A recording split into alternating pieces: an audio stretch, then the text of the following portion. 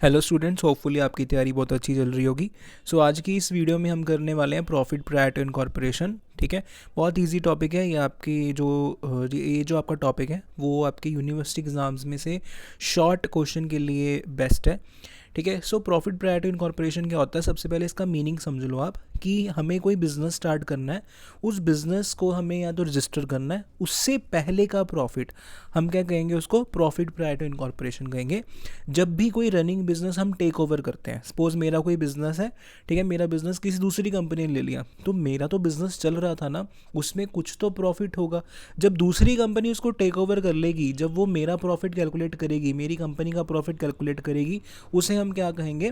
Profit prior to incorporation कहेंगे। ठीक है, when a running business is taken over from a date prior to its corporation, it is called profit prior to incorporation. ठीक है, जब भी आपको profit prior to incorporation करना है तो आपको दो रेशोज़ का ध्यान रखना है अच्छे से, सेल्स रेशो, टाइम रेशो। ये दोनों रेशोज़ आपको पता होनी चाहिए। सबसे पहले आपने ऐसा मीनिंग लिख देना ये वाला प्रॉफिट प्रायर टू इनकॉर्पोरेशन का, और दूसरी पॉइंट में आपको क्या लिखना है कि आपको इसमें से कौन सा अकाउंट मेंटेन करना है। आपको जब भी आपने ये बनाना है, आपको इसमें से प्रॉफिट इनकॉर्पोरेशन अकाउंट या कैपिटल प्रॉफिट अकाउंट या कैपिटल रिजर्व अकाउंट को मेंटेन करना है। ठीक है, बनाना पड़ेगा आपको।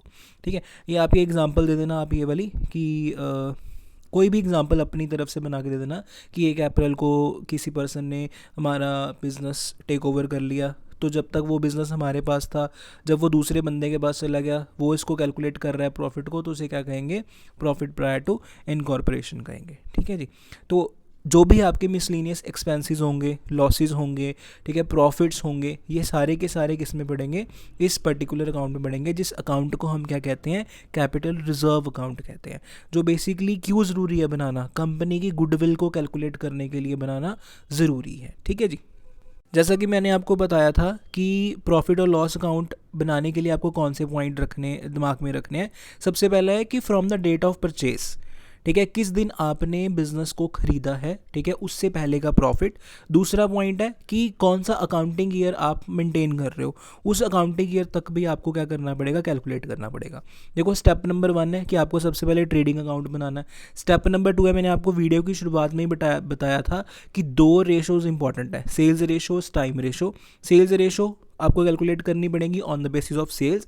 टाइम रेशो अभी हमने किया कि दो टाइम याद रखने बहुत ज़रूरी है, कि परचेज़ वाला कि इस दिन आपने बिजनेस परचेज़ किया है, और दूसरा कि कौन सा accounting year, from the date of incorporation to the closing of the accounting year. ये दोनों पॉइंट आपको याद रखने बहुत ज़रूरी है। और स्टेप नंबर 3 क्या है कि आपको नेट प्रॉफिट को कैलकुलेट करना है। ठीक है, बाय द वे ऑफ, जिसमें से आपके पास देखो ग्रॉस प्रॉफिट भी आएगा, ठीक है, सेल्स रेशो का, टाइम रेशो का, फिक्स्ड एक्सपेंसेस आएंगे जिसमें रेंट होगा, सैलरी होगी, डेप्रीसिएशन होगा, इंटरेस्ट होगा। Should be allocate for 2 periods on the basis of time ratio. ठीक है, 2 पीरियड्स, एक तो वो वाला जो इनकॉर्पोरेशन वाला टाइम पीरियड था, एक तो वो जिस टाइम आपका वो अकाउंटिंग ईयर चल रहा है। ये दोनों चीज़ें आपकी आएंगी। तीसरी जो इंपॉर्टेंट चीज़ है वो क्या है? Variable expenses. जितने भी वेरिएबल एक्सपेंसेस है, पार्टनर की सैलरी हो गया, डायरेक्टर की सैलरी हो गया, कोई प्रीलिमिनरी एक्सपेंसेस हो गया, इंटरेस्ट ऑन डिवेंचर हो गया, सारे के सारे इसमें आएंगे। ठीक है, फिर आगे देखो, लिस्ट ऑफ एक्सपेंसेस भी है on the basis of sales भी है। ठीक है, list of expenses on the basis of time भी है। इसको आपने प्रेजेंटेशन फॉर्म में करके आना है कि list of expenses on the basis of sales और on the basis of time. ये एक्सपेंसेस पढ़ लेना ध्यान से। ठीक है, इसको प्रेजेंटेशन वे में करके आना पेपर में। आखिर में हमारा जो एंड वाला पोर्शन होगा वो क्या होगा? मिसलेनियस एक्सपेंसेस होंगे। ठीक है, अभी हमारे पास प्री इनकॉर्पोरेटेड प्रॉफिट्स भी हैं और अभी हमारे पास प्री इनकॉर्पोरेटेड लॉसेस भी हैं। ये जो अकाउंट है आपको मेंटेन करने पड़ेंगे। देखो, प्रीलिमिनरी एक्सपेंसेस, ठीक है, फॉर्मेशन, लिक्विडेशन, गुडविल, ऐसे बैलेंस ऑफ कैपिटल रिजर्व, ऐसे ही any capital profit, debited to goodwill account, write off fictitious assets और कैपिटल रिजर्व। ये कुछ प्रॉफिट्स हैं इनकॉर्पोरेट वाले और ये कुछ लॉसेस हैं इनकॉर्पोरेट वाले।